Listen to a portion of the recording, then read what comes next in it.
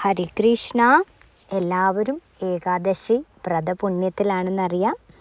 ഇന്ന് മേടം 1 ഹനുമാൻ ചാലിസയിലെ മംഗളസ്തോത്രമാണ് ഇന്ന് ചൊല്ലുന്നത്. ശ്രീ ഗുരു ചരണ സരോജ രജ നിജമനുമുകുരു സുധാരി ഭരണൗ രഘുബരു ബിമല ജസു ജോദായകു ഫലചാരി.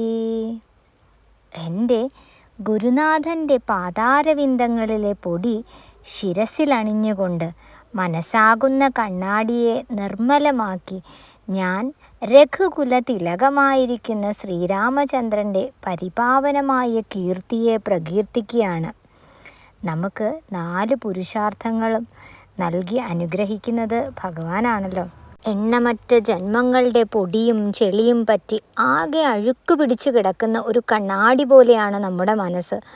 കാമം, ക്രോധം, അഹംഭാവം, അത്യാഗ്രഹം തുടങ്ങിയ അഴുക്കുകളാണ് നമ്മളെ മലിനമാക്കിയിട്ടുള്ളത്.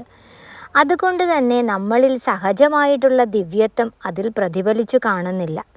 എന്നാൽ ഗുരുവിൻ്റെ പാദധൂളികളേറ്റാൽ മനസ്സിലെ മാലിന്യമെല്ലാം ക്ഷണനേരം കൊണ്ട് മാഞ്ഞു പോകും, തീർത്തും നിർമ്മലമായി തീരും. ഗുരുവിൻ്റെ പാദങ്ങൾ വിനയത്തിൻ്റെയും സമർപ്പണത്തിൻ്റെയും പ്രതീകങ്ങളാണ്. എല്ലാത്തിനെയും ശുദ്ധീകരിക്കുന്നതാണ് ഗുരുകൃപ. ഈ വിധത്തിൽ പരിശുദ്ധമായ ഹൃദയം കൊണ്ട് ഹനുമാന്റെ കളങ്കമറ്റ യശസ്സിനെ പാടി സ്തുതിക്കാൻ നമ്മൾ പ്രാപ്തരായിത്തീരുന്നു. ഹനുമാനെ രഘുവംശത്തിലെ പുത്രനായിട്ടാണ് തുളസീദാസ് പ്രകീർത്തിച്ചിട്ടുള്ളത്. സീതാരാമന്മാരോടുള്ള ഹനുമാന്റെ പ്രേമം അത്രമേൽ നിസ്സീമവും നിസ്വാർത്ഥവുമാണ്. അവർ ഹനുമാനെ സ്വന്തം പുത്രനായി തന്നെയാണ് കണ്ടിരുന്നത്.